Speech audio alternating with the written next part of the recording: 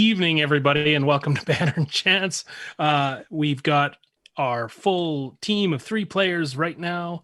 Shady's joining us again, which is fantastic. We've got a great episode in store for you. Wow.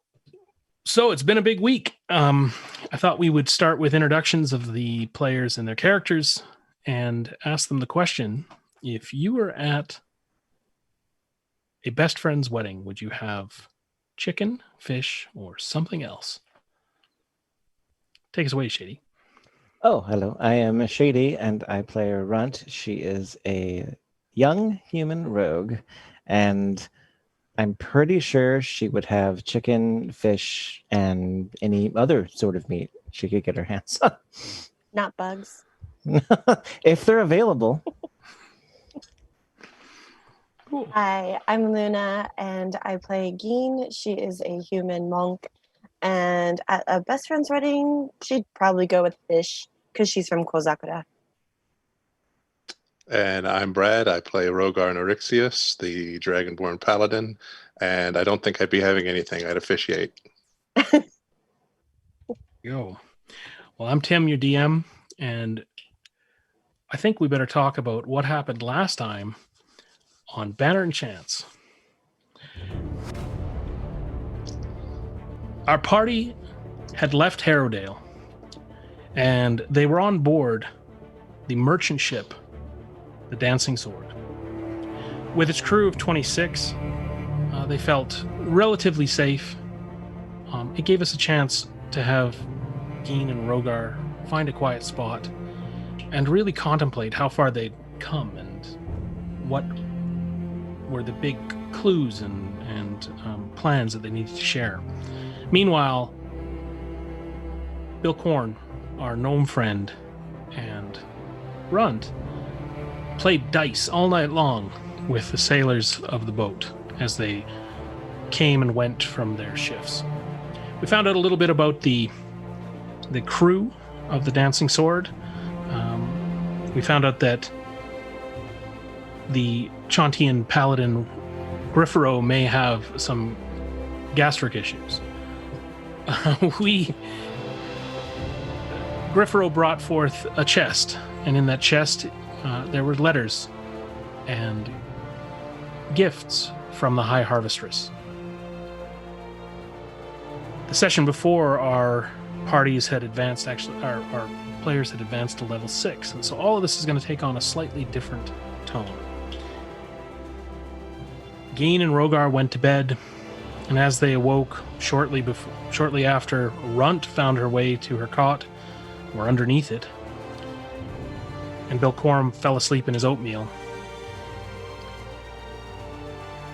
They again had a chance to sort of start to consider who they could ask and what the crew might be able to teach them. And then, sitting aboard the top side of the vessel, an arrow from the crow's nest flew into the deck next to the captain, signaling that something was on the horizon. No screaming took place as it becomes apparent that the ship is in silent running. And indeed, soon, Guarella, the halfling purser, comes to them and says, "There's a ship, a sail on the horizon." And all sheets are turned to the wind, and now the Dancing Sword is coursing ever closer to that sail, which is still but a speck on a distance on the horizon.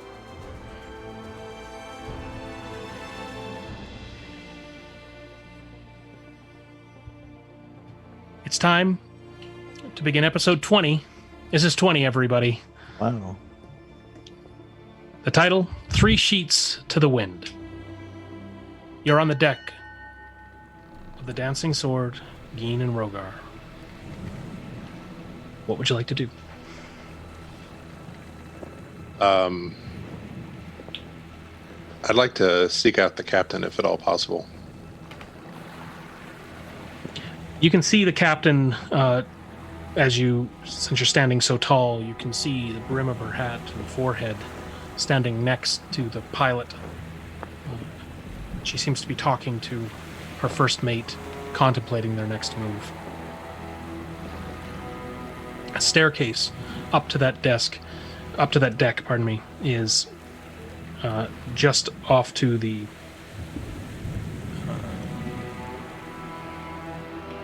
just directly in front of you, on the starboard side of the boat. Okay. I'll take the stairs, but we'll wait my turn to speak until she's done. Okay. You begin to mount the stairs. Keen. I want to try to find Gorilla again. All right. She had headed into the cabins to her office. Okay. Runt, at this point, you were sleeping. You can decide when and if you'd like to wake up. What time is it at this point? We're just shortly after breakfast, so it's probably 7:30, 8:30 in the morning. Oh, she's definitely still asleep. Rogar, you're standing in front of Captain Shrasti Amon, a tall, middle-aged woman with tan skin, long, loose, sandy-brown hair, and a serious, thoughtful demeanor. Captain? Hello, Rogar. What can you tell me of the other captain of the Shadow's Glint? Do you know this Creel? I do not know. I've heard rumors. We know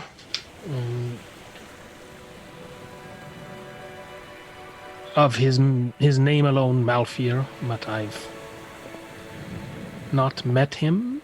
I've seen his ship pass once in a while, but to be honest, usually we steer clear. Is there any particular reason? That is a fast ship.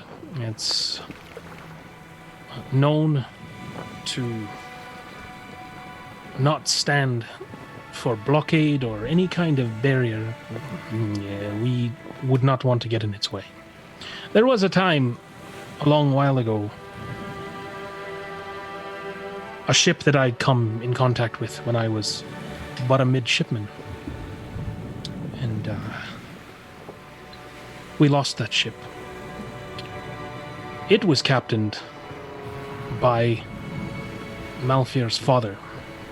And I would say that it doesn't appear that the fruit falls very far from the tree.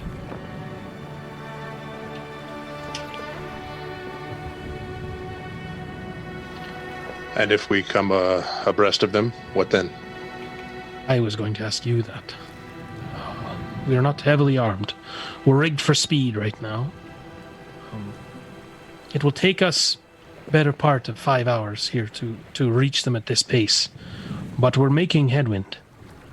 If you'll excuse me for one moment, and she shouts a few orders off to the pilot and the midshipman, and they silently give some hand signals and begin to tack. And she said, if we're going to catch them, we must have the weather gauge on them. And she steers into a new stream of wind, and you can see the signal flags on the deck straighten and begin to vibrate and course out, indicating a strong breeze that she's got. They lower a large shield and a large sail in front, and they're able to catch a little more speed, and you can feel the boat begin to pick up even further. Maybe 4 hours, she says to you. Impressive. Not hard when you don't carry much but men and hate and revenge and purpose. Unfortunately, we have all of those.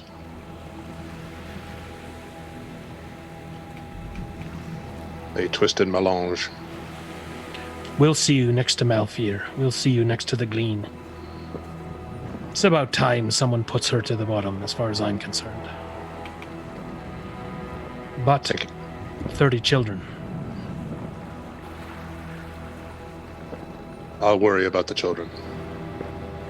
We'll all worry about the children, sir. Not one of us will forget. Thank you, Captain. Anything I can do for you. And she bows low. And then quickly she returns to her post, taking the wheel from the pilot and just moving it ever so slightly. He looks up at her and nods as you make your way down the stairs. Keen, you've reached the office of Gorella. She is poring over charts and her books. She seems to be navigating now and making notes and adjusting and preparing some sort of drawing for the captain's eye. Gonna knock on her door or like the frame if it's open. Oh, hello, Geen. What can I do for you? You mentioned when we boarded the boat, there were people who can perform some magics. I was wondering if I could speak with one of them. Well, sure. We've got wizards from the Lord's Alliance. And, of course, there's the ladies who served you your breakfast. Do you know someone who would be able to... What was it that Kane did? Identify something for me? Oh, sure. Or a couple of things. Someone who can give you knowledge about magic things? Yeah, sure. Yes. Any of the Clauda or Mimbaris or Latin, any of these who we've got downstairs, they're great. They'll help you out. You'll see one will be on duty now. She looks through her Leighton. I would imagine that Clauda, he's the youngest, he'll be sleeping. But Mimbaris, you should be able to find him. Membas. Mimbaris. Membares. Yes. Okay. Downstairs, you said? I would imagine he's in the storeroom. He keeps a little sort of study down there. Reads. What does he It's- look like? Oh, short red hair.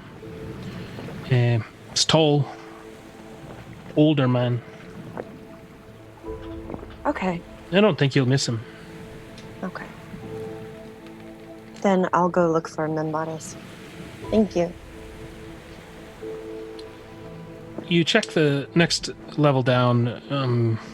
You don't find anything at the front of the ship, but heading to the back of the ship, there's several storage areas, storage area and crew quarters and whatnot. You see hammocks swinging, and one of the shifts is sleeping. You go down to the next level, and it's where inventory would be kept. There's still remnants of the ore and the cargo that had been carried before, and then off towards the bow, as the ship narrows, you can see that there is a small area where there's two rather ratty-looking easy chairs and a oil lamp hanging and a few books on shelves with a leather belt across the front of them, holding them against the wall.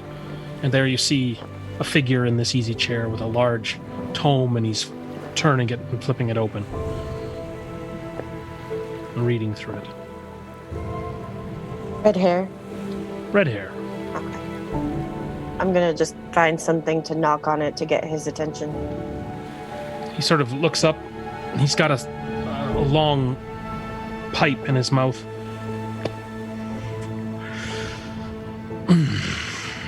Yes. I'm sorry to bother you, but I was wondering if you had a moment to identify some things for me. We all have moments, miss. And are you really sorry for interrupting me? Let's speak plain between us, and we'll agree that, yes? Yes.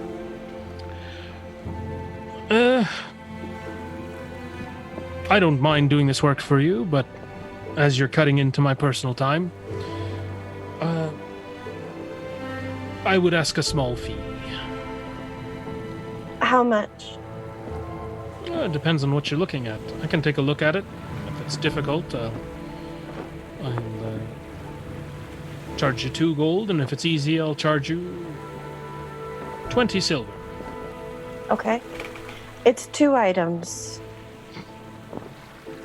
The Okay. first one is this, and I pull out the dagger from, who is it, Beatrice? From Beatrice? That dagger that I got off of her. The blue steel dagger. Mhm. I don't know if this is magic, but I just wanted to see if it was. He examines it, looks down the blade.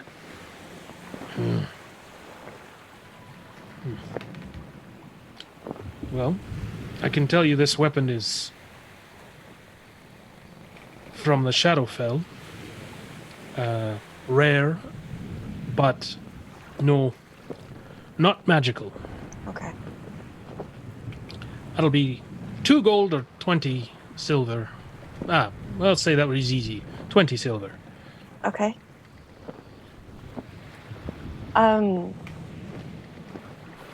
The other, I might be a little bit more difficult. I'm gonna roll up my sleeves and show him my arms.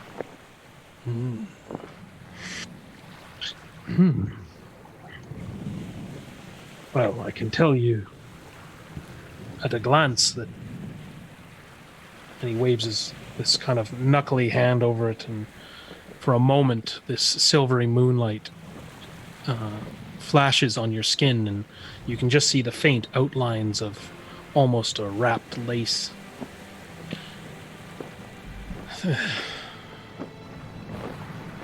Well, it's magical, so let's get to work. And I will attempt to tell you everything I know.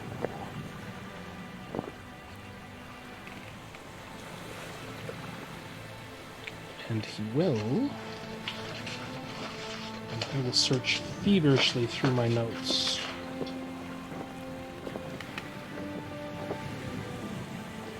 So he begins to cast Identify.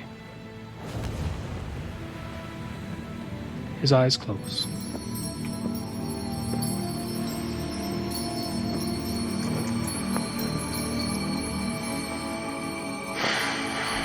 These are Selunite bracers. Do you know what that means? Moon bracers. They're bracers blessed by the god Selune, mistress of the moon. They're obviously defensive. I mean, you'd be able to easily withstand more abuse.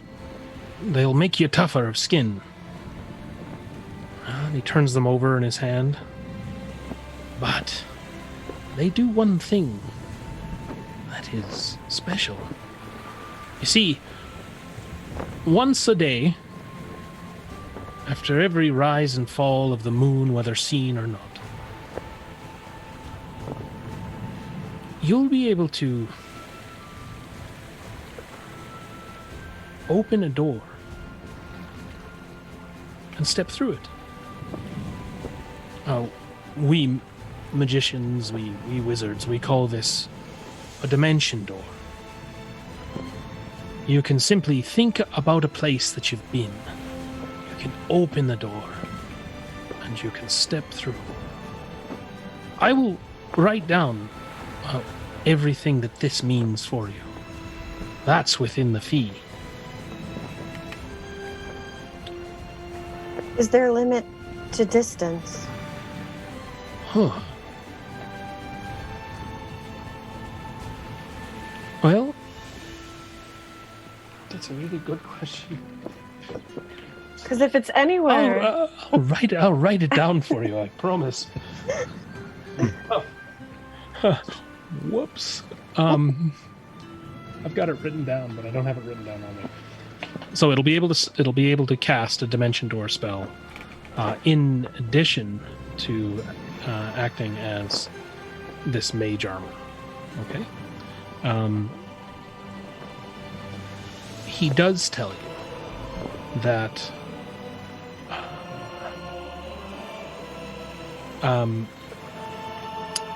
these were originally intended for clergy within the Selenite order, and that originally these bracers could only be used to step between moonlit areas, but after the breaking, after the time of troubles, they became accessible to other people, and also you could use them at more random times.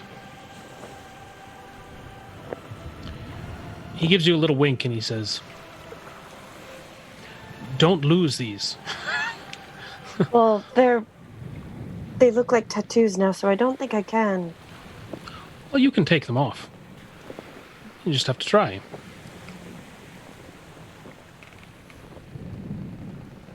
And as you touch them with the intent to take them off, tattoos almost materialize and raise back up into that open cylinder, that lace cylinder that you'd seen. And you could easily slip it off your arm. But removing your hand, it once again seems to fuse with your flesh and become almost imperceptible, much as tattoos, but with the most subtle bevel to it.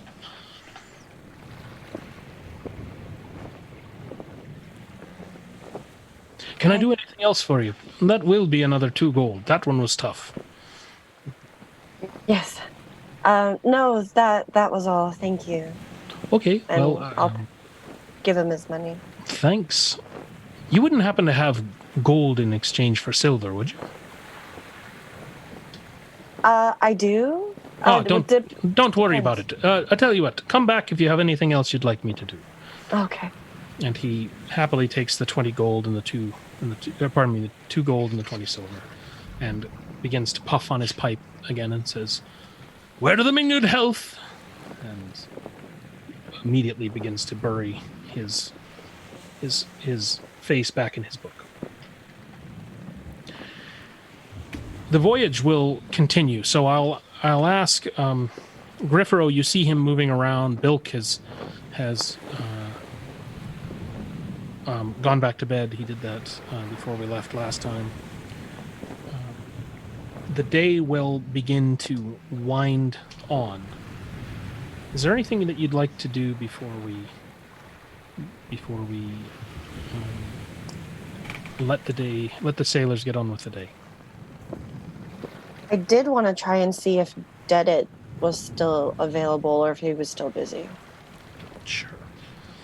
When you go to look for him, he is doing inventory in the lowest part of the ship, and it seems to be that he's actually counting arrows, doing some minor fletching, and as you head towards that lowest level, he actually meets you on the staircase, and he's got an armful of ballista missiles. And he goes, "Oh, pardon me." Can I help you? "Yes, sure." And he hands you 2 quivers full of arrows, and he says, "There's 6 more down at the bottom of the stairs, if you wouldn't mind grabbing those and taking them up on deck for me." And brings this large bundle of ballistal missiles over his shoulder and continues on up the stairs. I'll run and grab them and run so I can catch up to him. Okay, he's heading up towards the deck. You catch him on the last flight of stairs before the main. "Oh, thank you. We'll put them right over here." And he's avoiding your gaze. Must be hard for you out here. "Oh, it's brighter than I like." And he removes this set of bone carved sort of spoon-shaped shades that he puts over his eyes, ties them around the back of his head, and there's 2 slits in them. He says, "My eyes, not so much for the bright, especially when it's a day like today." And he steps out, and he begins to take long strides towards the center of the desk. And he says, "You can drop 4 right there. There's a rope. You can tie those 4 to it, and Deand will haul them up the main. Just give it a tug. You can bring the other 2 this way and meet me up front." And so he takes a few more large strides, and now he's back next to the ballista where you and Rogar were talking last night. And you see him begin to mount these spears along the rail as if they're a makeshift fence of sorts, while also being stored to be easily retrieved and grabbed if needed. I'll do what he asks me to, and then I'll meet him up front. You give a tug on the rope, and the 4 quivers are hauled up hand over hand up the main. You can see one of the archers is up on top. Another archer who's watching at the fore deck takes the 2 from you and takes 2 away from it, puts them into his own quiver, and then puts it into a sort of safe keeping space, one on each side of the rail. And he nods at Dedit. And Dedit nods at him and then brushes his hands off and says, "What can I do for you?" I just wanted to meet you. I come from a very far place, and I have heard that you have it as well. And I just thought it would be nice to have a conversation. Doesn't have to be now if you're busy. Later would be okay. Well, I have a bit to do, and I wouldn't mind talking, but most people don't want to know about my background. They've already made up their mind about me. I've never met anyone like you. There's a few of us. I'd like to learn more. I'm happy to share, but I tell you what, in 2 bells, I'll be on break, and we could share some tea. Yes. Okay, I'll meet you in the galley,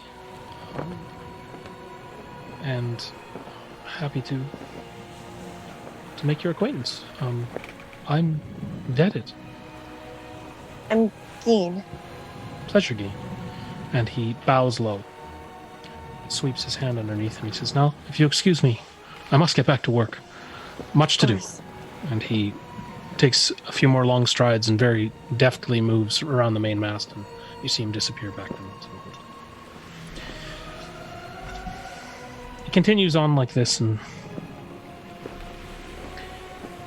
the crew begins to move. They continue to tack left and right. Where, as they're doing this, as they're trying to gain speed, and you can slowly see the sail becoming more and more distinct in front of you, but still not close enough to see many details.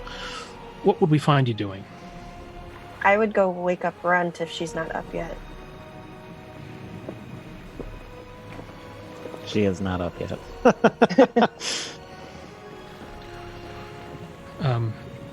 And Rogar? Mid-deck, leaning over the side, watching that sail get closer and closer. Sure. As you pay attention, you can see now that the captain has a large glass out and is looking, and she's murmuring to the first mate, and Gorella is there as well, and they're discussing things, and she seems certain of something now, and she lowers the shield, and she turns to Gorella and gives her an instruction, and she races down the stairs and into the cabins. And suddenly you see that there's a bit more movement on the deck as a few signals are given, and an additional large 2 sails are dropped. But they don't seem to be picking up much wind. They're just sort of flapping almost uselessly. And she's looking down over the rail nervously. Soon you see the what she's been waiting for. A younger man in robes emerges. Shorn brown hair, smile on his face. He kind of skips up the stairs. He says, "What can I do for you, my love?" And she says, "Oh, Leighton, you must stay near the deck where I can get you. Now, plant yourself here and do your thing. They've got a wizard." And soon you can see that he begins to cast, and the two sails begin to fill, and a wind is called up, and the ship begins to race forward even faster.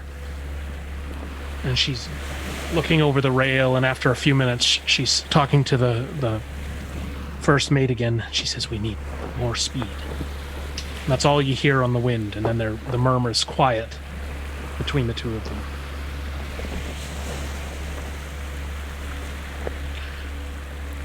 Rogar, would you like to do anything at this point?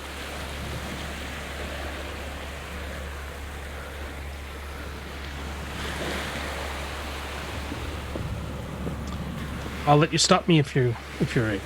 No, I'm still fine where I am. Okay. The deck begins to busy. The next thing you see is an older wizard with red hair, tall gentleman, tapping out his pipe, stowing it, joining this Leighton on deck, and beginning to cast. And again, a new magical energy fills the air, and you can see briefly in front of them the waves begin to die down, and the surface just in front of the boat begins to turn calm and almost like glass. And you can still see the captain looking nervously, trying to judge where they're at. And she's looking down at you, Rogar, and she's shaking her head.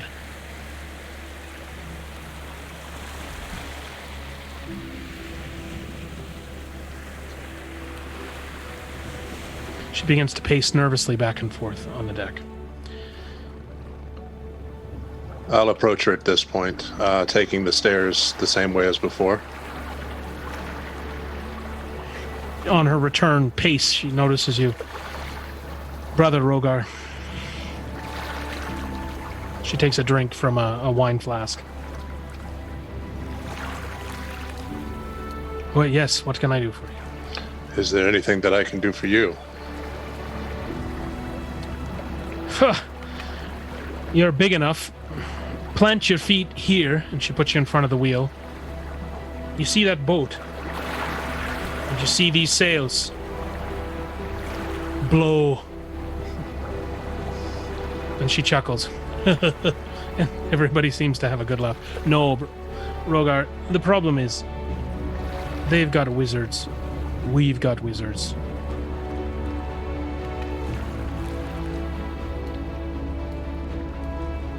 We've got to save some wizards for the fight. Does that make sense? And I'm It does worried. indeed. But I guess it doesn't mean much if we don't catch them, so I tell you what. Gallus, and this little boy comes up to her. She says, "You run and get Threnna." He says, "Oh, Threnna, I could get Quenna instead. She's not going to eat you.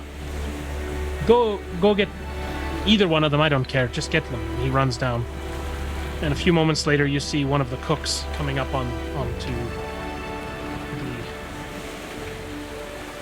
the deck. Quite a the two cooks that you had seen, one was quite young and fairly attractive. The other one was, I would say, same age, like a twin, but had not inherited those same genes, and she was sort of hunchbacked, and so she comes up the stairs. She says, "You'll need some wind then, ma'am." And she's rubbing her hands on her apron that are all covered in food. And she says, "Quena, whatever you can do." "Not Quena, ma'am, Threna." And she says, "Oh, yes, of course." She takes out a few components and brushes them in her head, and she speaks to them. And a different type of crackling energy forms, and this blue-green mist begins to swirl around the deck. And then you can see it sort of dive over the edges of the boat, and it feels almost like the boat is picked up slightly, as whatever energy is almost bringing it somewhat out of the water. Okay, well, Rogar, we've played 3 of our cards now. They'll be able to keep this up for a spell. No pun intended, but the ship is going to be hard to catch, so we're just going to wait a few minutes here and see if we're making headway. She looks over the edge. Yeah, that's got it. Okay, you can keep this up. You let me know if you can't. You can see her take out a string of knots, and she's holding it up to the boat, the mast, and then looking down it towards the... Okay. Rogar, I think we can be there in a little under 2 hours at this speed. I'll let the rest of my companions know. Thank you for all that you're doing. Sure, and if you could send Guerella up to me, please, right away. Absolutely. Okay, they know we're here, so let's get moving. And she turns back to do her business. As Guerella comes up onto deck, you can see that she's got a rather worried look in her face. And as she's passing you, Rogar, she says, "This isn't good at all." And she takes the charts that she is bundled up, and she's racing up to the captain's deck, up to the castle.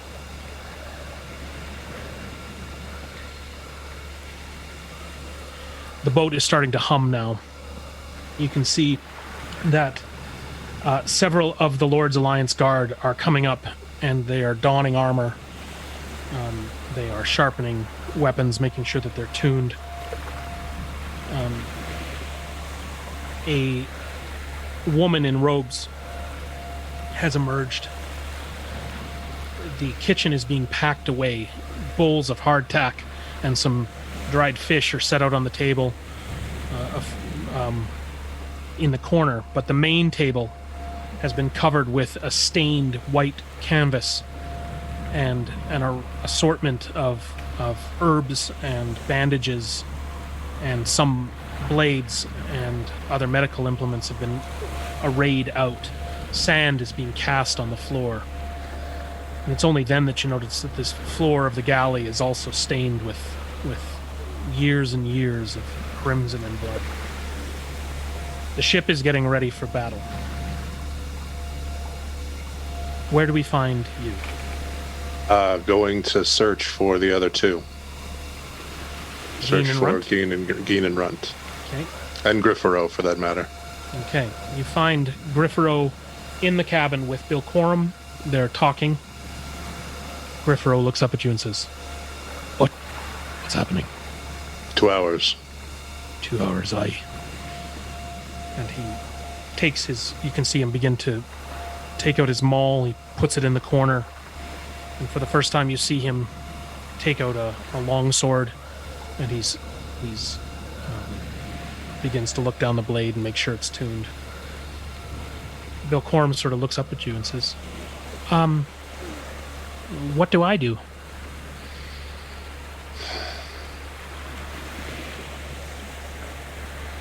How can you fare with a mace? Not as good as I can fare with these. And he pulls out his 2 little throat-cutting razors. I prefer to bite rather than punch, if you know what I mean. Well, then we'll have to wait to see when we're abreast of them what's going to happen. Okay. Would you like me to stick with you? Absolutely. Okay. And he puts away his razors. I'll go across to the other set of cabins.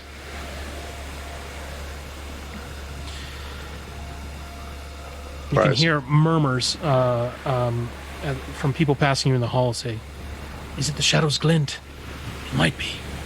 And they're passing you.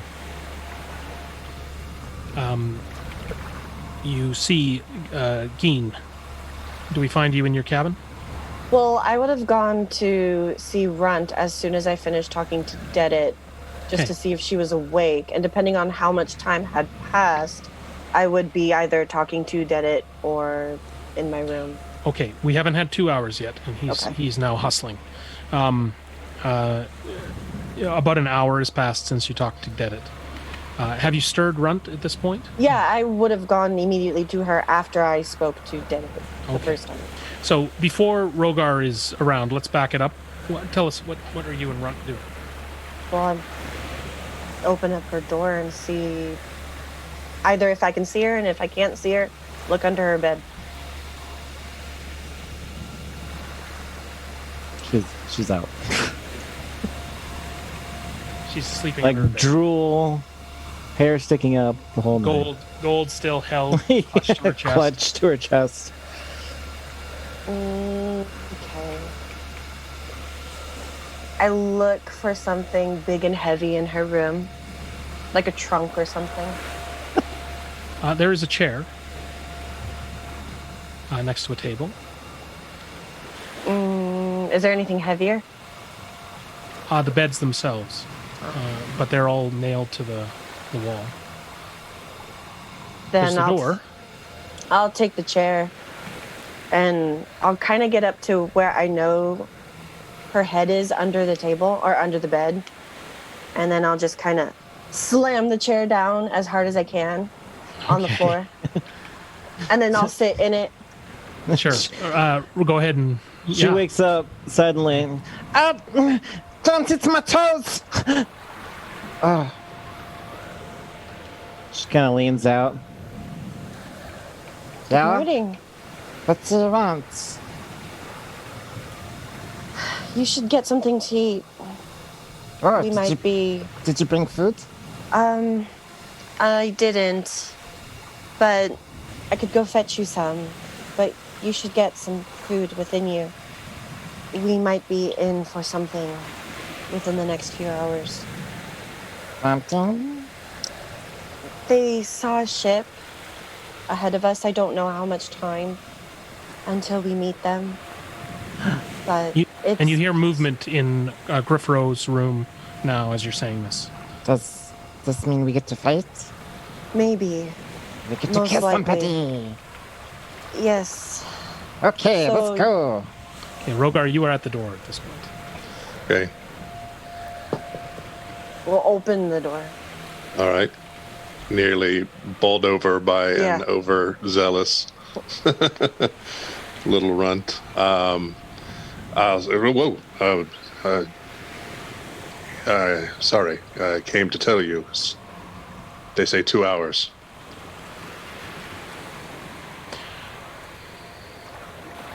So be on deck in 2 hours? We're going to catch them in 2 hours. Should we all meet somewhere? Before then? So Before we're you all can together? answer this question, young Noran, a man who you had met while looking for Dedit, one of the archers that you had passed, runs up to you excitedly, and he says, "I think it might be soon. You see the Shadow's Glint. It's lost the weather gauge. We have them. Do you understand? We have them." And he quickly turns and heads back down the hallway. What's a weather gauge? I'm assuming something to do with weather? You can hear footfalls now all around the boat as the cabins begin to empty and the staircase begin to be used, and the last of the preparations have been made. You're hearing hammering going on. You're hearing people scuttling back and forth and finding their way to the rail. We should get Runt something to eat before. Yes, She'll need all the energy. Food Yeah. is what I need, yes. There's not much, but I'll show you to what they have. Okay. You head down the hallway into the galley. You can see that the one cook is still there. She is getting ready, Miss Threnna, and she points you to these bowls. She says, if you're hungry, you can eat that. But be quick about it. What is it? My understanding is a hardtack bread, just naval rations, just fish. You can dried fish, hardtack Ooh, bread, okay. good water. Set the She fish. says, but be quick about it. They've lost the wind, and we're gaining. You can hear more whispers of and murmurs as people are talking. She's slowing down. She's slowing down. That's it. We're gaining on them. Rogar, Yes. should we go see Pevik first and let him know? That would be a good idea, yes. Rent, take all your fish. Let's go. I want to take all the fish. Like all of it that she can see. She's Greedy taking it. guts, she says, and she takes the bowl back. She says, away with you now. Lead me to my infirmary. You go back down to Griffrow's area, and you can see that when you open the door, Pevik is just as far into one corner as he can manage. Pevik, are you okay? He holds up his arms. And a cloud of spores emanates. Here we go again. The ground moves. This is not a great feeling for me, but I'm okay. Things could get rough very soon. Even more so than now. I will be okay if kept dark, is what I'm saying.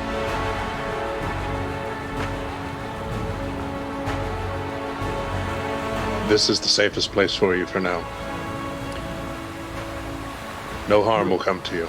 I will make sure of that. It will get rough. And you can see he puts his arms against the two sides of the corner that he's in, and a white tendril mass begins to form against where his flesh is touching, and the smell of mushroom and slight smell of decay as he sews himself to the boards with this mycelium mass sort of cementing himself in the corner. Good luck. Don't should- forget. Should one of us stay with Pevik? At I least think- in this room? I think we're going to need everything we have on the deck. What about Bill? He can stay in the room. Well, I'm right here. He's been my shadow. Yeah. You're not getting rid of me so easy. Well, I'm not trying to get rid of you, but I just thought it at least have some sort of maybe obstacle in the room in case someone does get below deck. It's not a bad idea. You stay here.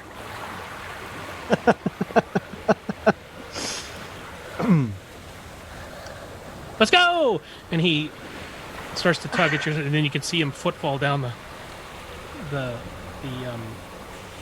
corridor. That's not a And- bad idea. I'll have him turn around and see if we can convince him. Trying to get over to the other vessel is not wise. I mean, I can stay out there for long range with my bow, and if things get closer, I could move down here. Your ability to leap might come in handy. True. Okay. I just want to make sure nothing gets to Pepe. Morella, the half elf, the halfling, is now at the door. She says, "The captain wants to see you now. Come on deck, please." Okay. I'll square up in front of Pevik so that he's nothing more than just a shadow in the corner. And then close the door behind us. You head up to the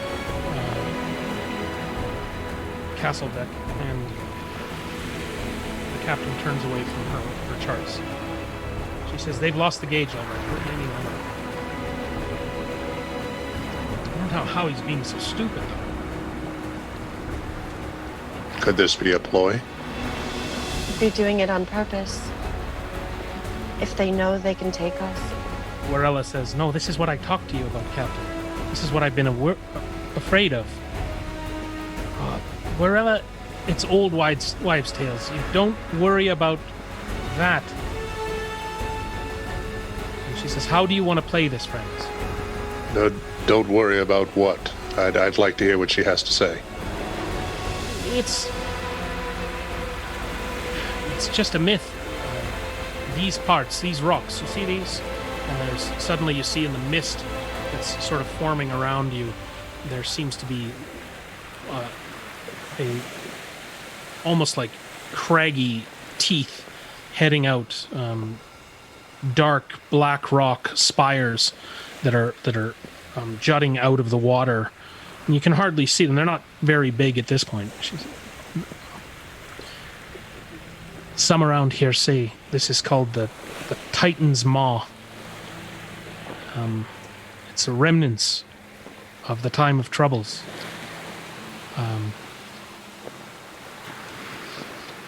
They say bad omen brings bad luck.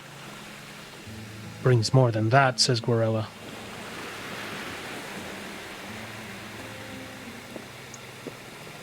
Well, I'm not giving up this lead, so... Just as she says this, there's an eerie silence. And the magic users that are on deck seem confused and begin to murmur. And there are sounds of frustration as all of the sails that were so recently filled with strong air just hang limp. And the boat is coasting now silently forward. I don't like this. It's about 300 yards now from the Shadow's Gleam as it is slowing. What's happened?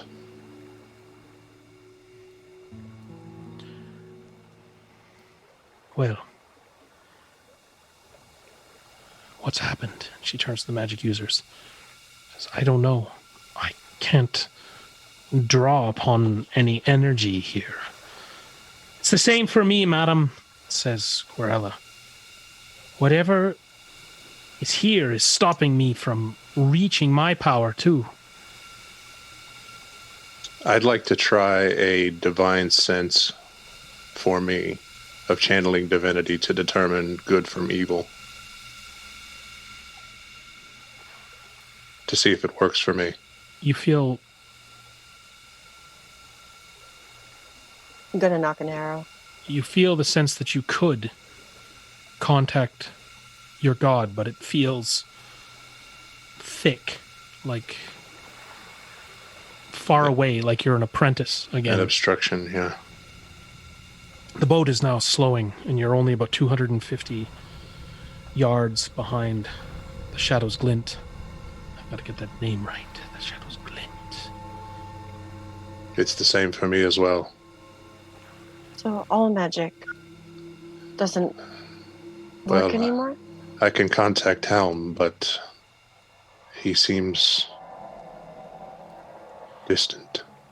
Your voices are echoing strangely off these spires that are around you. You can see now clearly a sail that is draped and drooping on the ship ahead of you. There are crew members from that ship beginning to line the bow rail, and you can see now, you can hear the first of voices on the wind as they're trying to marshal things up, and there's movement on that ship ahead of you.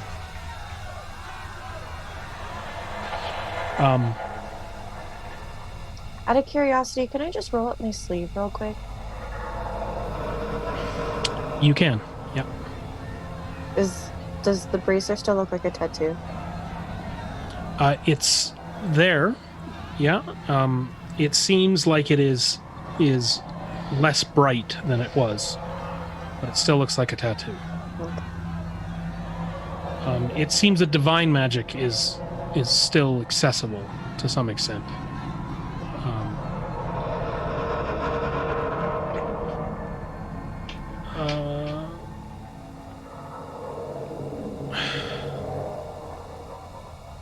What would you like to do? Rogar, should we prepare? Absolutely.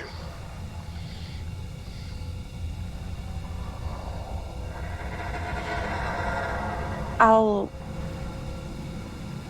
head towards the front, then see what's there, and if anyone else is there, I'll let out an arrow to the mast to let you know. Suddenly, arrows begin to pepper the deck, and people Just are taking kidding. cover. Ah! And a first volley comes in, and then seems to slow. But you see the archers from the from the ship are now finding themselves over the rail and returning the volley. And a course of arrows heads out and begins to pepper the boat in front. A I'll flag. let mine loose. A flag is draped over the back of the bow of that boat, and you clearly see a black circle with two black square borders. And you hear the captain saying, "They can fire at range at us, but if we know now that it's the glint."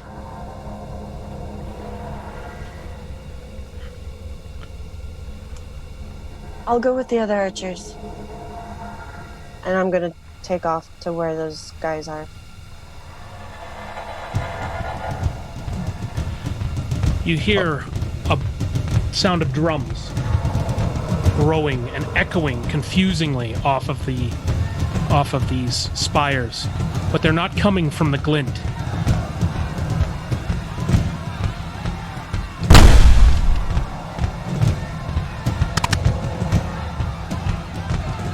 You can hear catcalls and angry words, but they're not coming from the glint.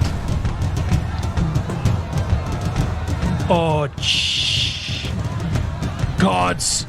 And you see the captain begin to move suddenly. She's like, "Forget about them for a minute." She says, "Shields! Swords! Get everyone on the back." Now you see what she's concerned about. An axe-faced boat with oars instead of sails has emerged from around one of these pillar-like structures, and it is rowing itself towards you with about a dozen long oars on each side. This type of strange, wide ship. And then you look on the nose, and you can see that it's fixed with some sort of metal weaponry, and it is heading for the hull of the dancing sword. Okay. We're going. The captain turns to you. We're not going to have much time. We need to decide what we're going to do here because they're going to broadside us. I'm says- going to run over to where they're going to meet us and breathe fire. Okay. The boat is angled towards the back of the dancing sword, and as they get closer, you can see that they have two sharp horns horizontal to the water's surface, jutting forward like large blades. And before you know it, you hear one of these rotating type sharp edges dig into the side of the Shadow's Gleam and begin to tear timber and chip timber away from one side. "They're trying to skewer us," she says, and she orders her archers to the back, and soon you see archers beginning to fire, but people on this boat seem to be somewhat armored in strapped wood shields and whatnot. You can see very little movement now on top as they're all behind the boat. As you Wood. breathe Wood burns well. wood, you let loose a breath of fire, and it lights up the front part of this boat, which begins to singe and smolder and burn slowly. The captain turns to you, and she says, "We have big problems now. That is the Stinging Nettle. I know that boat."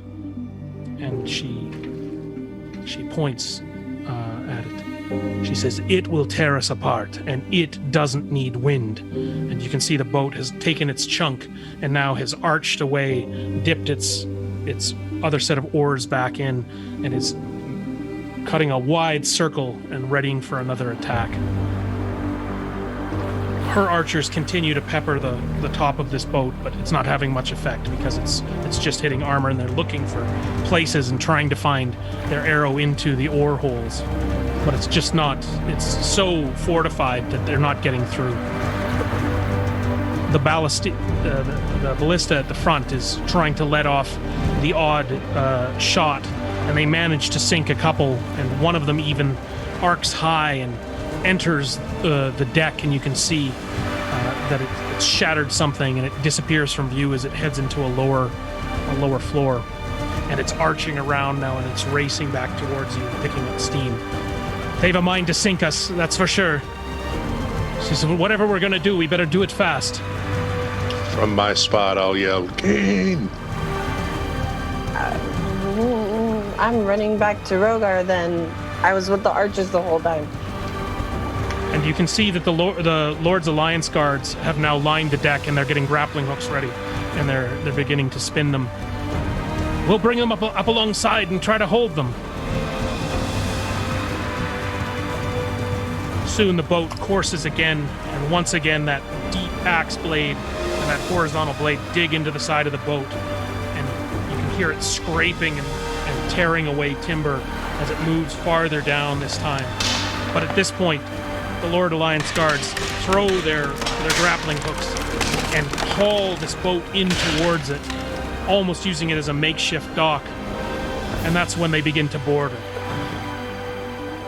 Arrows are starting to fly from the crow's nest, arrows from the foredeck, and a battle begins to rage as they find their way over the edge and between these shields, looking for soldiers to kill. And indeed, some of the shields are being dropped. Men with short spears, halberds, and short swords, and rapiers, scimitars are all hacking and slashing now as steel meets flesh. And you can see that a large number of the Dancing Sword's crew is fully engaged. Even the magic wielders are donning weapons now at this point, having no use of casting ability. You are sitting around the captain. What would you like to do? I'd like to make my way over to the side and jump over into the boat. Okay. Being so close, you're able to do that easily. Keen. I'm gonna take my bow and kind of put it across my chest, pull out my katana, and jump after Rogar. And you do. You can see Griffaro has hopped over the rail and he's now swinging his great maul back and forth. Runt, what are you doing? Is anyone getting on this boat? At this point, you can see that doesn't seem to be the plan. They've lured our forces into there, and they seem to have somewhat of the advantage as they sort of sprung this trap, and they seem to be fighting well on their side. Okay. If I can see a spot within 30 feet that looks like it's, somewhat well hidden on the other ship, I'm going to try and use Misty Step and see if it works. Okay. You're able to pick a spot behind, next to some barrels. As you attempt to cast that, though, nothing happens. Shit! Okay, I'm going to jump over. Okay, over you go. You find yourself in the middle of this fray.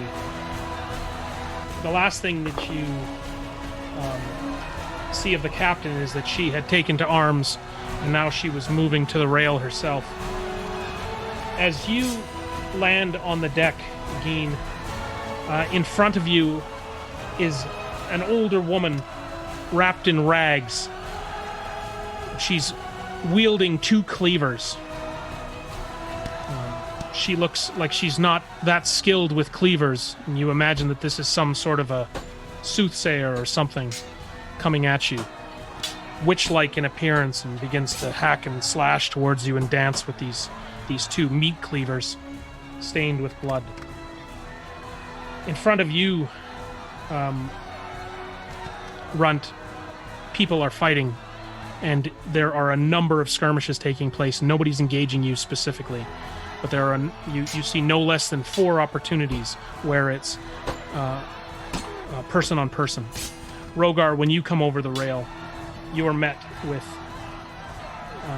a rather daunting sight as a large, older gentleman removes a scimitar from his blade, and he appears to be a man of some import on this boat. And he begins to stride towards you. Let's just do a quick initiative, please.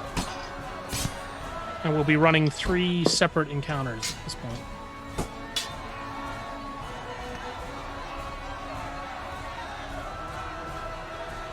$15.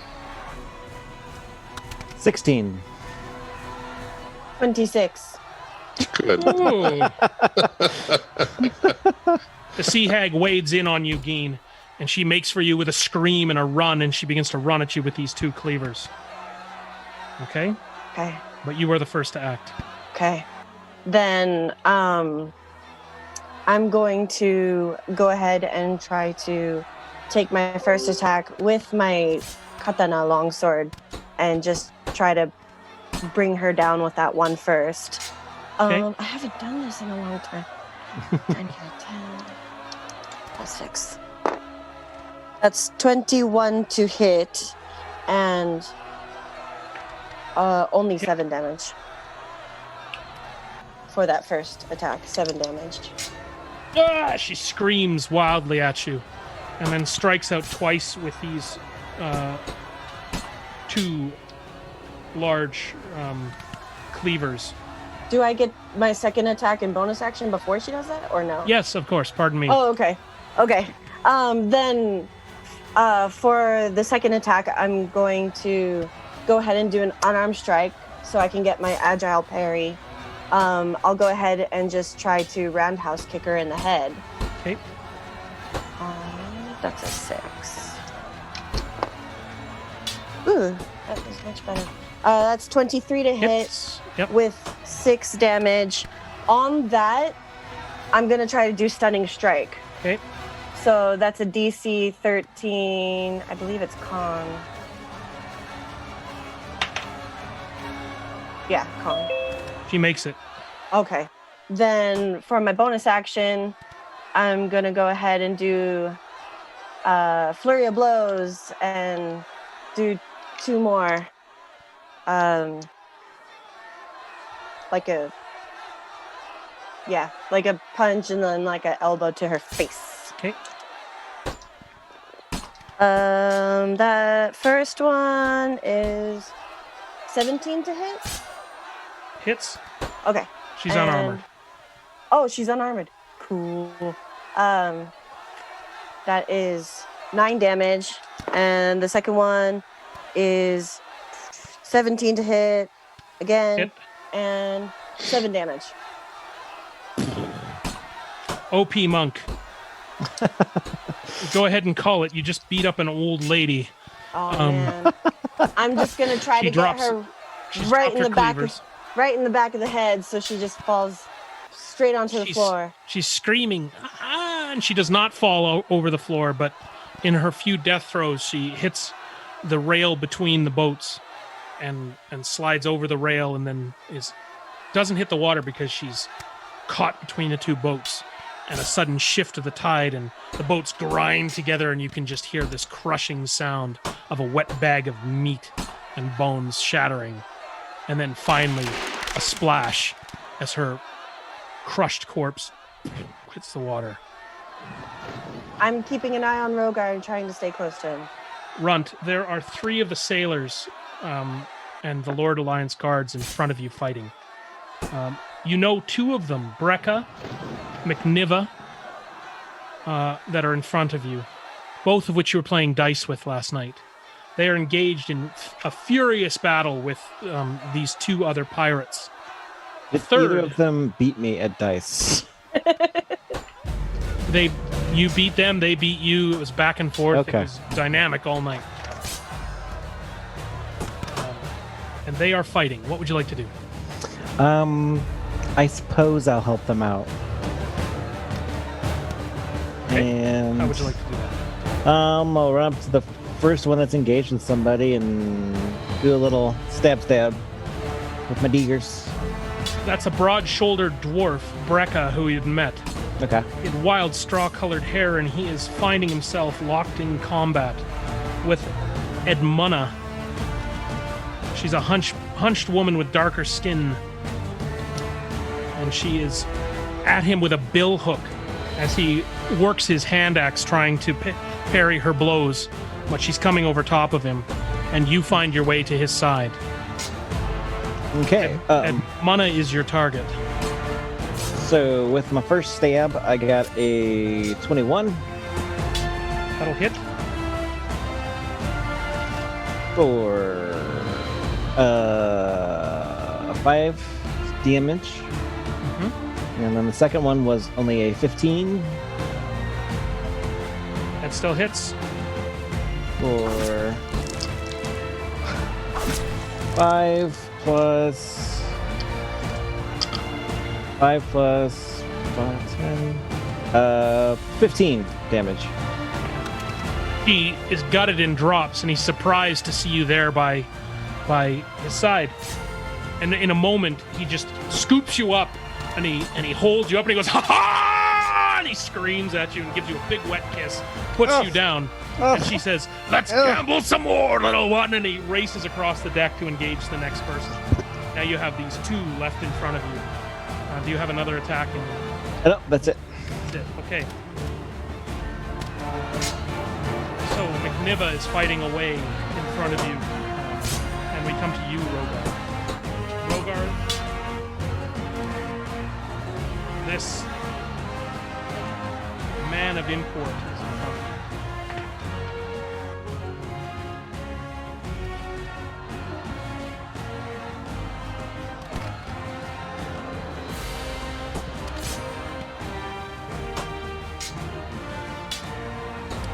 And the attack is yours, Rogar.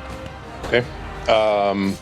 I will advance upon him. Can I see Runt from where I am? No, you can't. Through the fracas? Not Okay. through the- How about Geen?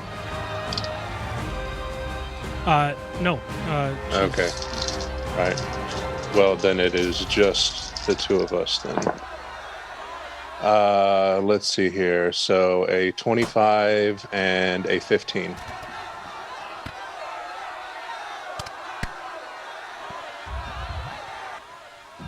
to hit.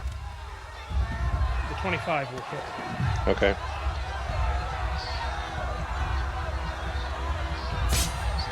I will also expend a first level spell and go ahead and cleave him.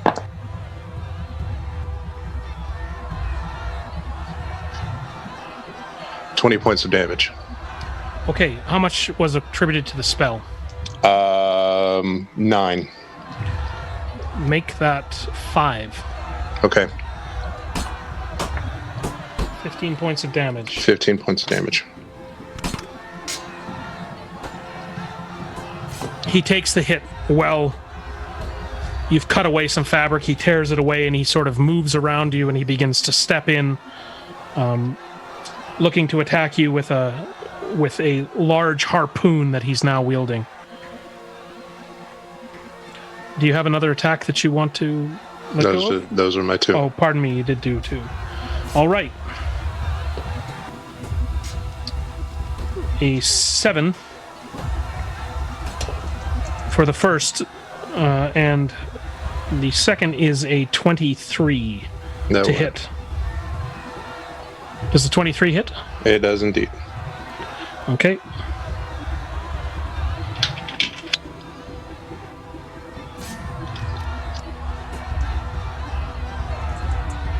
Okay, that does 6 points of damage. Okay. He does not seem pleased with that at all. I'm alright with it. And you see him flurry his cape. It's your attack again, Rogar. Oh. Okay. This will be one that will be an 18. The other one just won't strike because it's too low. Okay, Will an 18 hit? it will. Okay. This will be 8 points of damage, and then I'm going to do Searing Smite on him. Okay. Cut the divine in half. please. There's no divine. Searing Okay. Smite is well, it is divine, but it's completely different insofar it lights him on fire. Go ahead. Con save versus 14. 17. Okay, so he passes.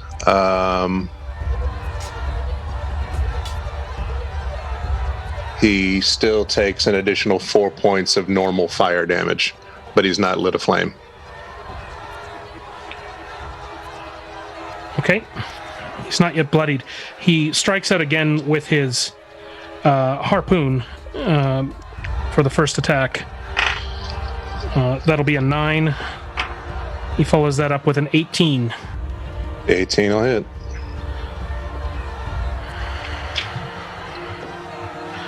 And that will be 10 points of damage. Pardon me, 7. Check 7. With this, he twirls himself around. I want you to make a quick con save, please.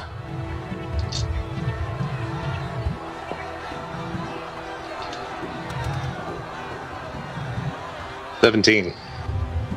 He attempts to shadow his form with his cape again, but you see right through the ruse. And you may attack again. Okay. 16 is the number to beat.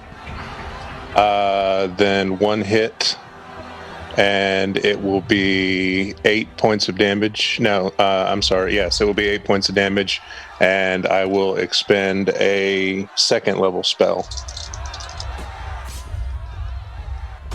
And I know this will be halves. It's 13. For an additional 8 points of damage. Okay, he's well and truly bloodied now. Anything else for you to do? No, sir. He slips in, and he takes his oiled cloak again, this piece of material that's been oiled against the rain. And as he's spinning in a whirling attack with his harpoon, his first attack is a 17. Will not hit. His second is a 7. Will not hit. And you will roll a con, please. Okay.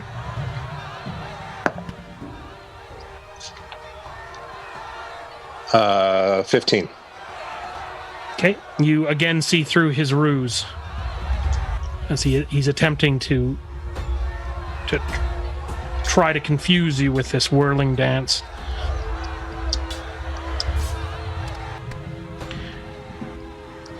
You see him pacing around you, smiling, and it is your turn. We're going to stick with this, Rogar. Okay.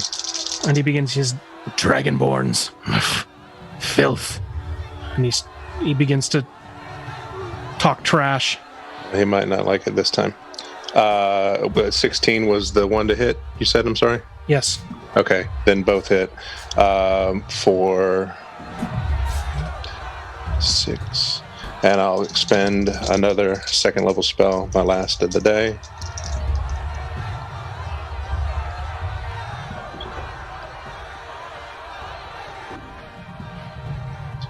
Half of 19.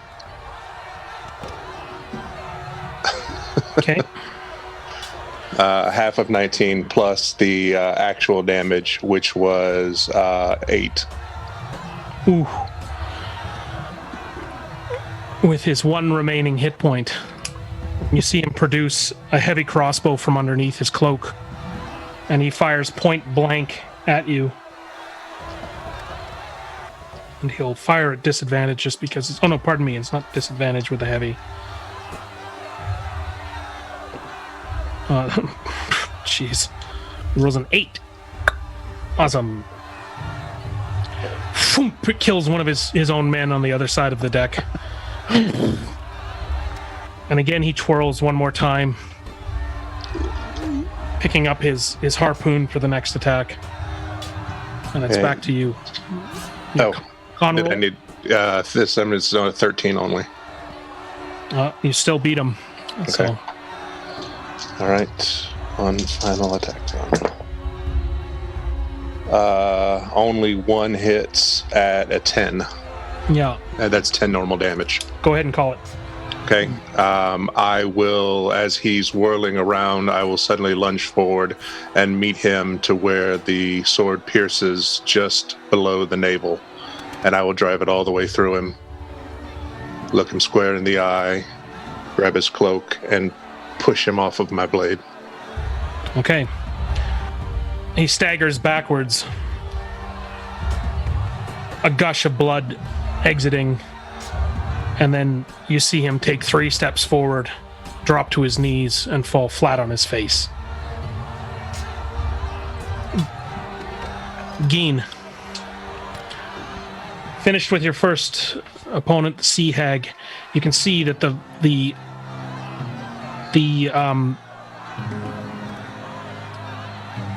crew of the Dancing Sword seems to be getting the better of them. Their archers on the deck are continuing to fire down. They are doing so from defensive positions, and the Dancing Sword's crew have started taking up the wooden shields from the deck of the Stinging Nettle, and they're using them as guards from the lobbing arrows that seem to be raining onto both ships from the Shadow's Glint. Still no wind, and just funk, funk, funk, these arrows. To one side you can see Runt now standing in a somewhat of a clearing, and where there's people moving.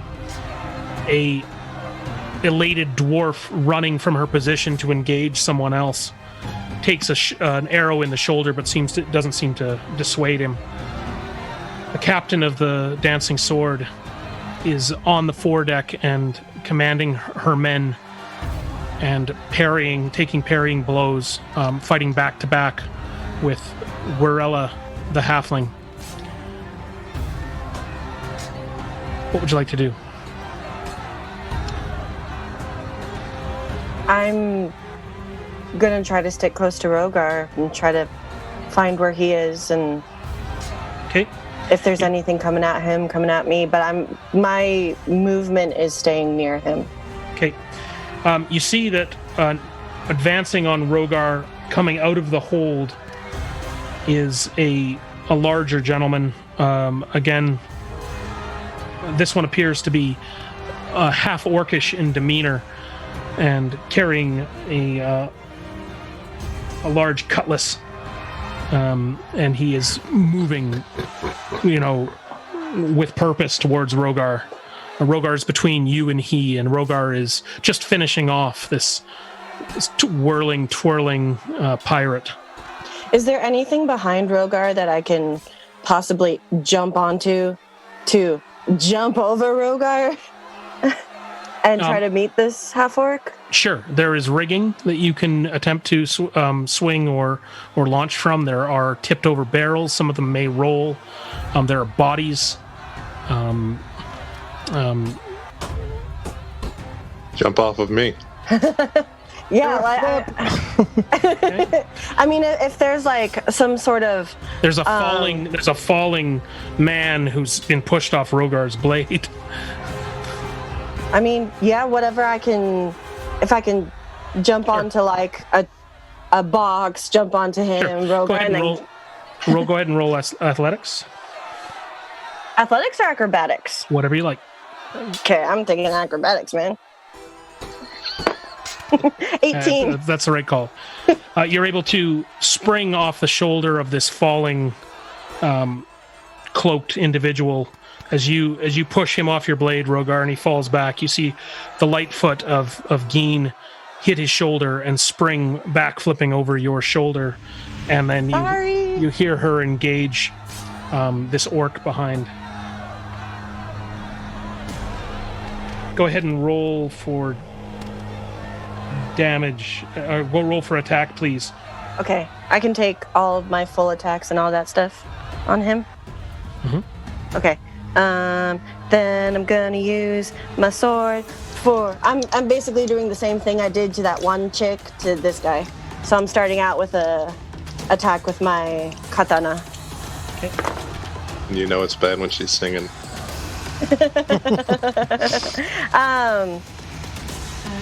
23 to hit. Yep. And 7 damage for that first one, and then second attack, taking an unarmed strike, trying to kick him in the ribs so I can get my agile parry. That wasn't very good. That was a natural 1. You don't get the second strike, but the first one hits. Yeah. And then bonus action, flurry of blows.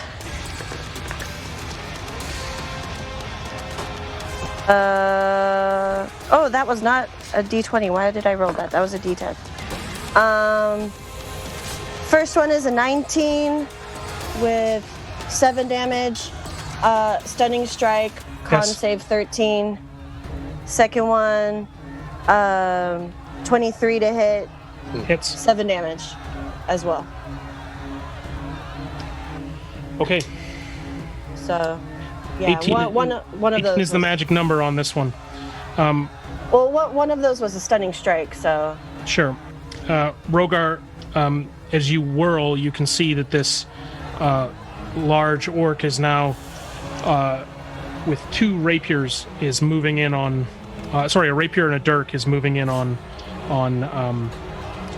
Geen.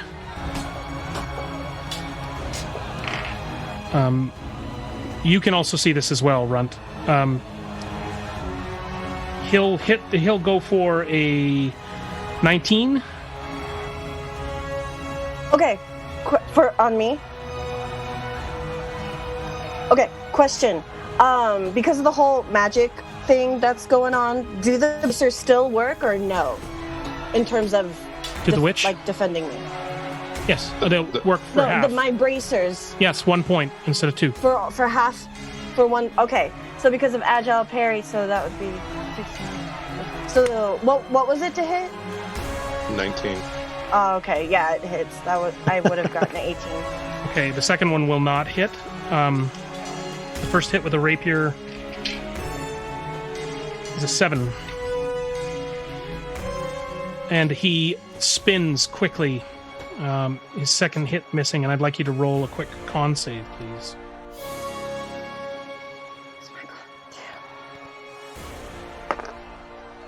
Yeah, it's not great. 8. Add 3 to it. 11. You make it. Just. Oh! Okay. You're Thank you, Rogar. You're within 10 Saved you feet of from This disadvantage is on why your I next stay attack. near Rogar. Okay. This is Um, why I stay near Rogar. All right. Now, we were running those as individuals before. Before we go on with Gein's fight, Rogar, you are next to her. Yes. Runt, you see them approximately 20 feet away. The fights are dying down around you. Runt, you can just tell me at this point, do you want to engage someone else? What do you want to do? What's your...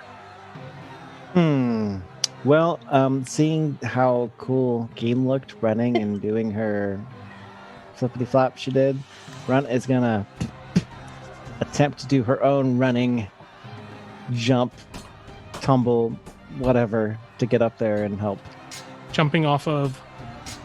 whatever she can. A dead Bodies, body, yeah, shields, Rogar, yeah.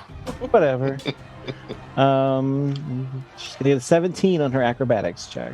All right. She will find a foot and do a mid-air cartwheel and land right behind this this orc as he's engaged.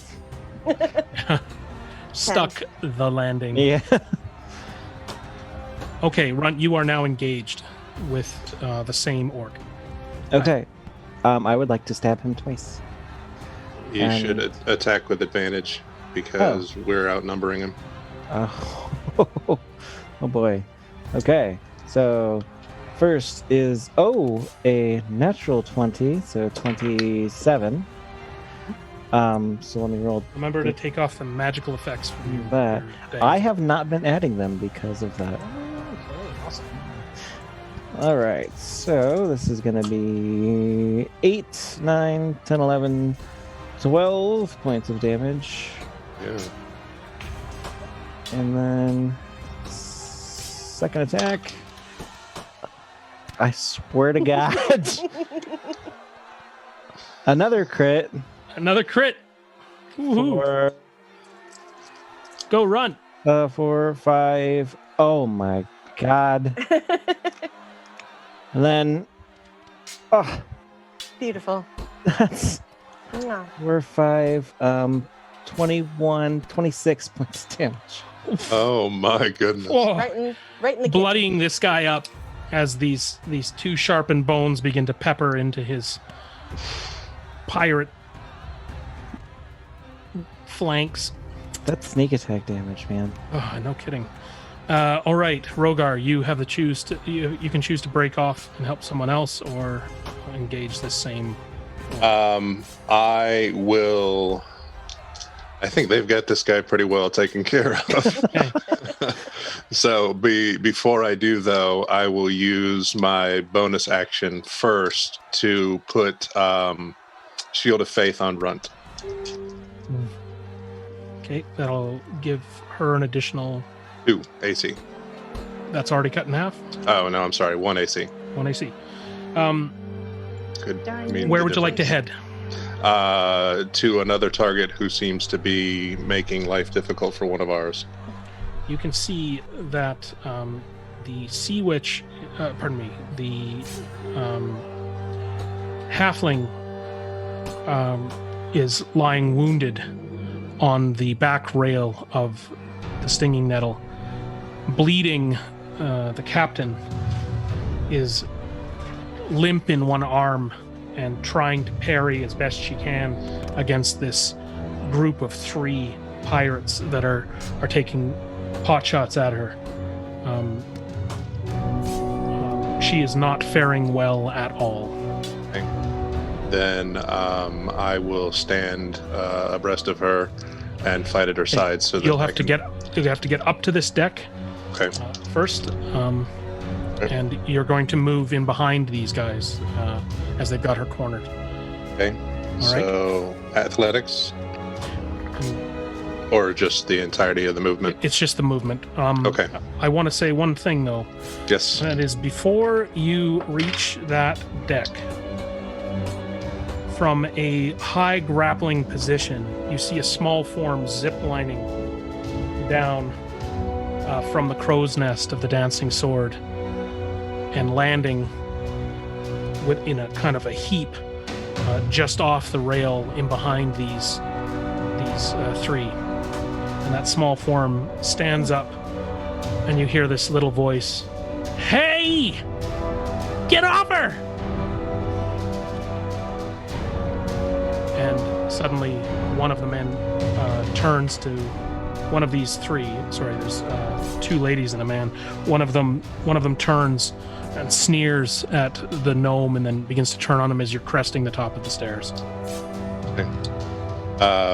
Well, as Bilk is currently okay for the moment, I'll help the captain. Okay. 18 and 17's naturals to hit. All right. Both will hit. Are you hitting one or more people? The same person. Okay.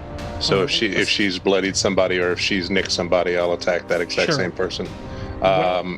Well-muscled, this well-muscled, curly, reddish-haired lady with a patch over one eye, woman with a patch over one eye. You're coming in from the side of her, okay? Right. So go ahead. And 12 points of damage. 12 points of damage. Yes. She's bloodied, but not down. And the next, that was both hits? Both hits. Okay. She now turns to face you and seems quite intimidated. The other, though, with long brown hair, continues to press the captain, and now these two are sort of fighting back to back. And the captain looks up at you and is able to take one strike at this straight-haired pirate, but with this bill hook. But her sword is easily cast aside as she seems weakened. Bilk lays into this other with 2 slashing attacks. 118. Okay. I love when this guy does it. You realize You rubbed off on him so much, Rent. you're attacking yourself, though. Yeah.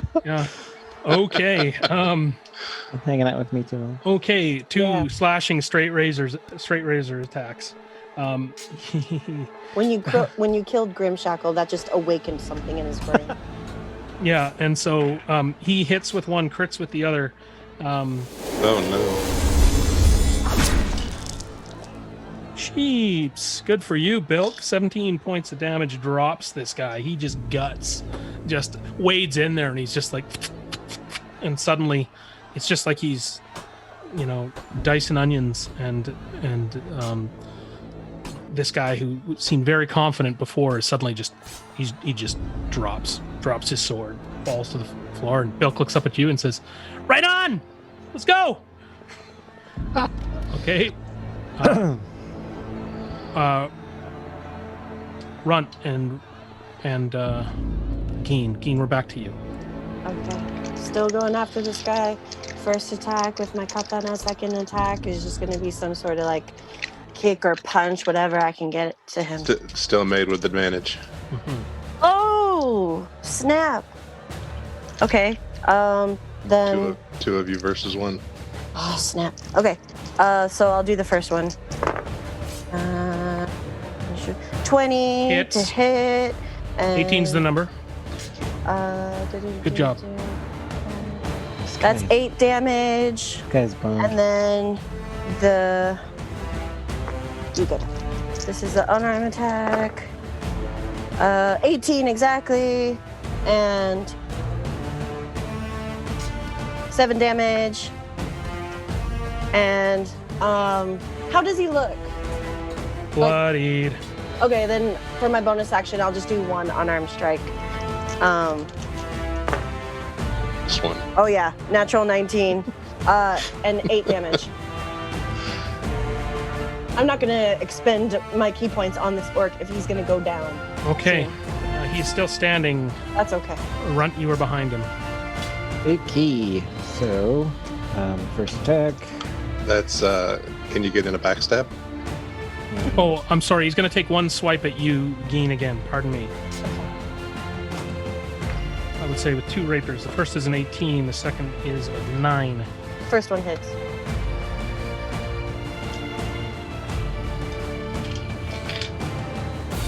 Take 9 points. Okay. And he will spin. Uh, I'd like both of you to make con saves for just a moment. Okay. 15. I got a 6.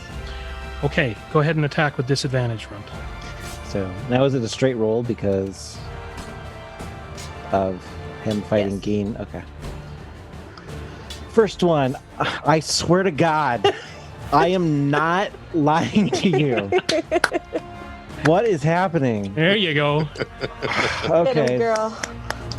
so that is a 1 plus 2, 3, 4.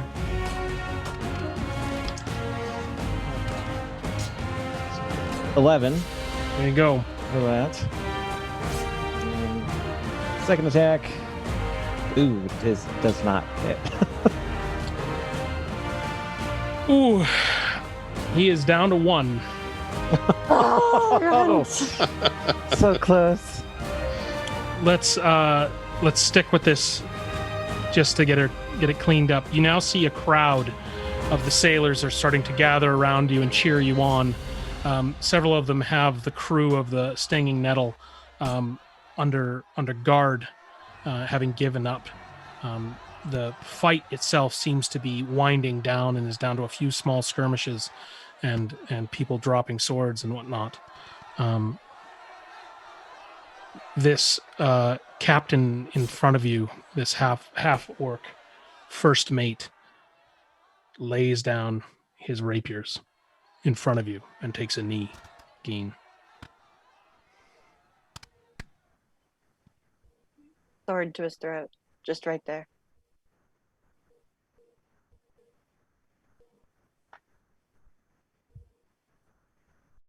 The captain's sword is yours, if you can find it.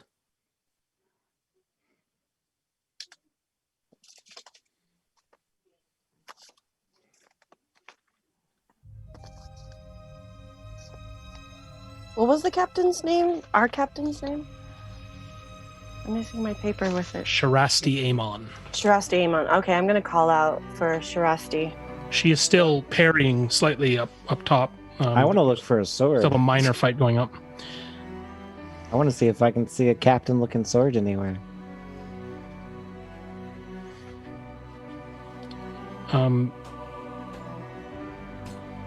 You don't immediately see one. I want to be the captain of this ship. I'm gonna go poking around. As she does, Rogar, the remaining person that was poking at the captain, has now noticed the quiet, and she too has dropped her weapon and put her hands above her head. It seems that you've beaten the stuffing out of this one. Okay. The odd arrow continues to rain. Foop, foop. But for now, they seem to have laid off the attack, if for no other reason to just save fletching. I'll sheathe my sword and begin taking their weapons right in front of me and throwing them into the drink. Okay. Bill hooks a light crossbow, hand axe. All hit the water. Is that what we're doing? Are you here for the witch? The one straight-haired woman says. What witch? She sort of snarls and turns away. Damn ye, she says. Geen. Bilk, Yeah, I'm here. watch this one. Okay. He says, oh, you need a haircut. He comes over to her and stands in behind her, and you can see he's just sort of threatening with his two razors. I'll give you one, shorter than you'd like. I'll gesture to Geen, who is now approaching, and say to the woman, Does this witch look like her?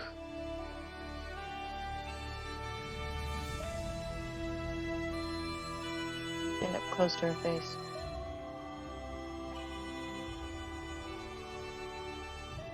It's darker than me, aye. Not quite like this one. Get away from me, and she spits. I'll Stand not. up.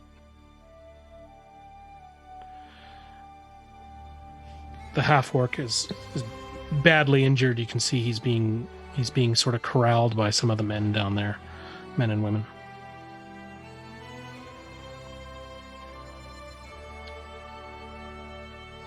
What do we do now, Captain?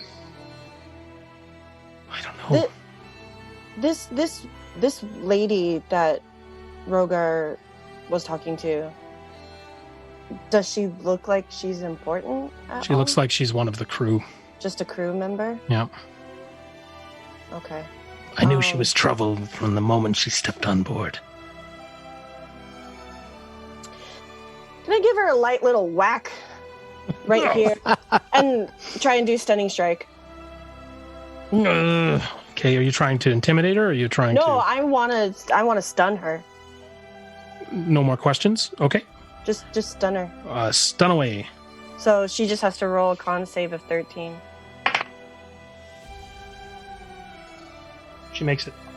Damn it. Nobody ever it never She rolled a lands. 12 plus 1, so she got it. Damn it.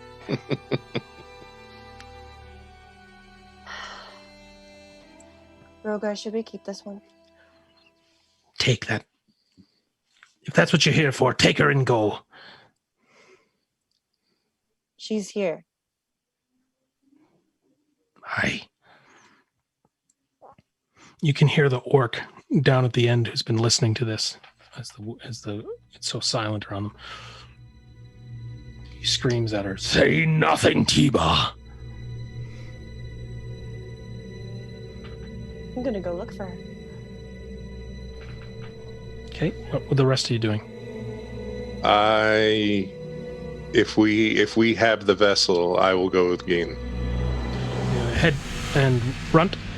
I'm looking for a captain's sword Okay. because I would like the ship. So would you? Are you going to follow the other two while you?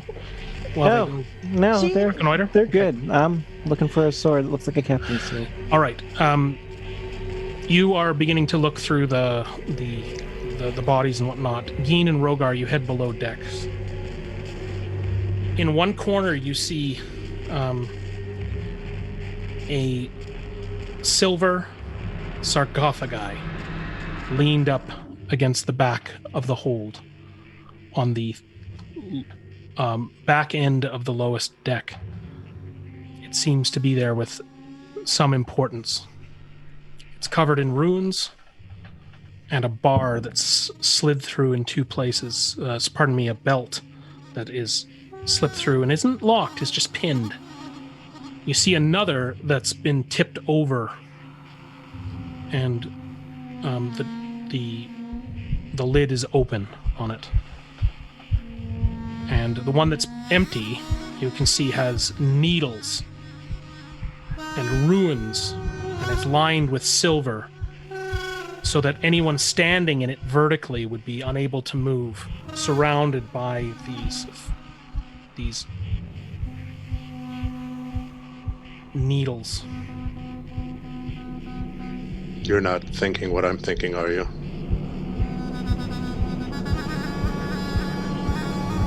wondering if she was the one that got out or if she's the one that's still in there.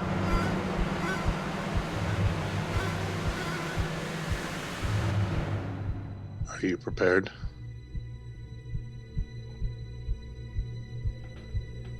Doesn't matter if I am or not. Of course it does. Should we do this here?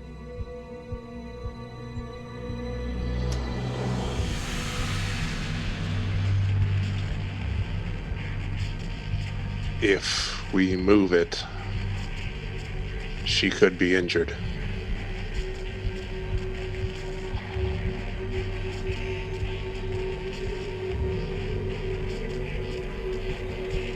Let's If get the she's- belt.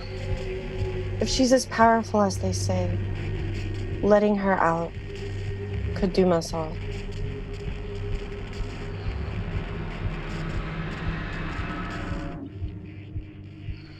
We've come this far. I'm willing to take that chance for you.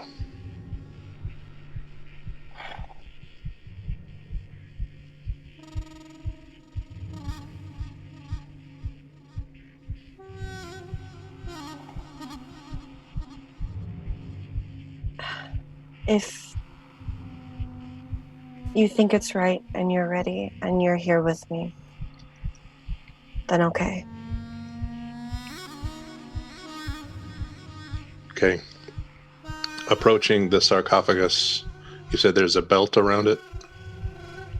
With a pin through the latch holding the door closed, a thick belt. Okay. I will withdraw the pin and let the belt pool to the ground.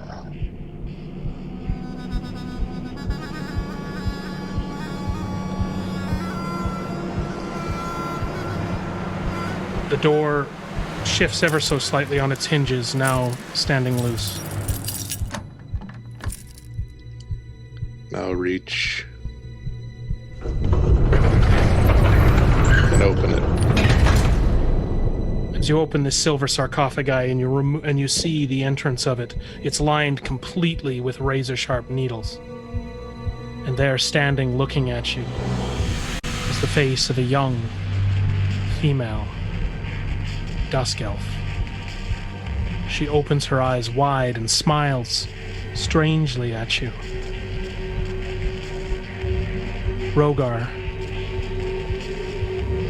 roll Arcana very quickly for me, please.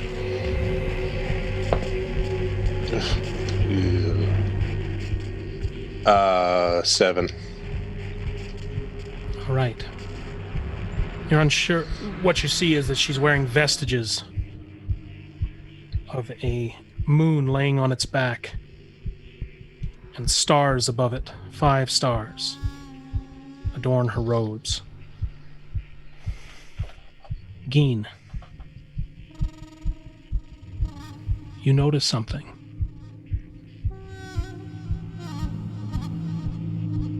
Like once before, not so very long ago, the feeling of cold steel is against your neck, razor Again. sharp. And you hear not a word. The steel is against. Well then, little sister. What have we got here? I don't know, brother. It looks like some new playthings. As you hear the voice, Rogar, you turn. Well then, little sister. What have we got here? I don't know, brother. It looks like some... And there stands a dusk elf with his rapier to your friend's neck. And that's where we'll stop.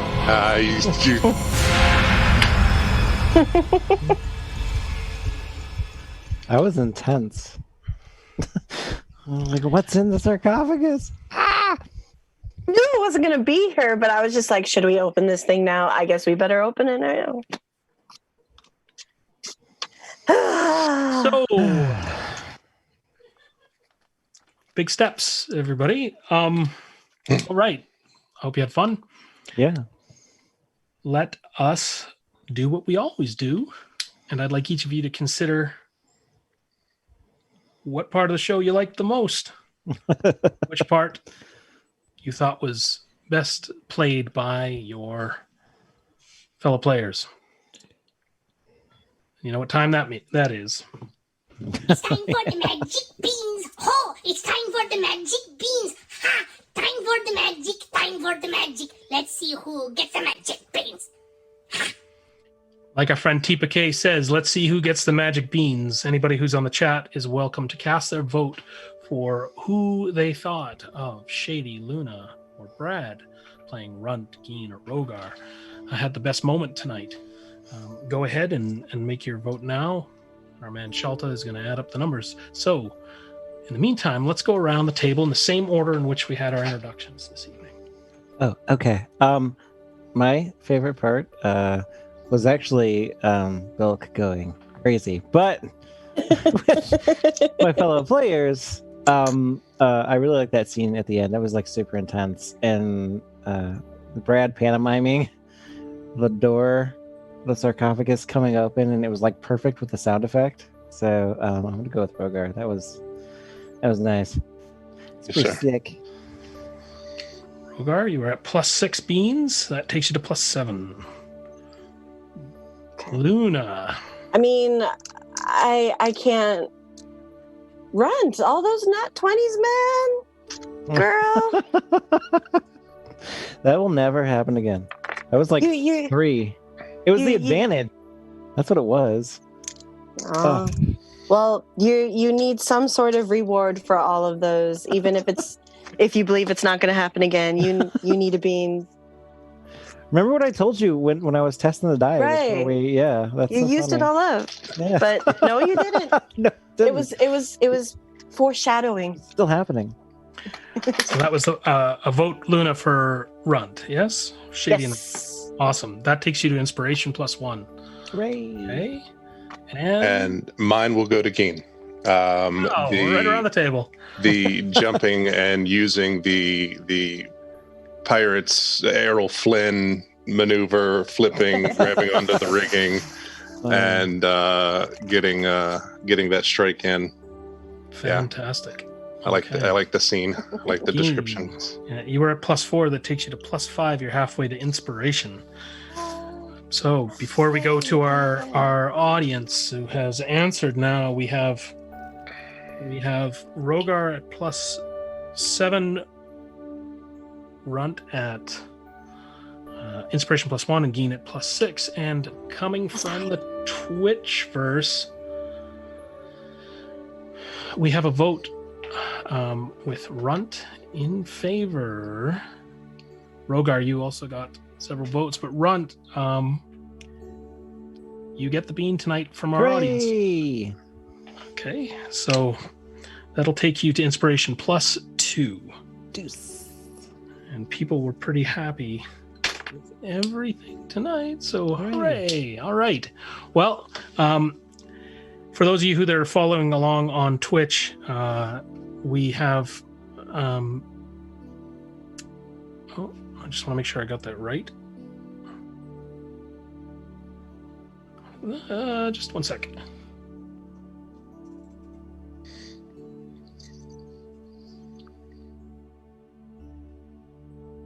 Okay, great. So, for those of you who've been following along on Twitch, you can see that we have a couple of mystery shadows appearing in the overlay, and we are going to meet these two individuals next week. So, pardon me. We're going to meet these two individuals the week after next. Next week being Thanksgiving, we're going to take it off, and we're going to have a couple days off this month, but that's the next date we're going to take off. So in 2 weeks, please be back here and join us. Look for some special broadcasts perhaps during the week. You can keep in touch with us on Instagram or here on the Twitch feed and receive any notifications over special broadcasts or anything that we're going to be doing off of normal schedule. So in the meantime, thanks very much for joining us. From all of us here, be safe, take care of one another.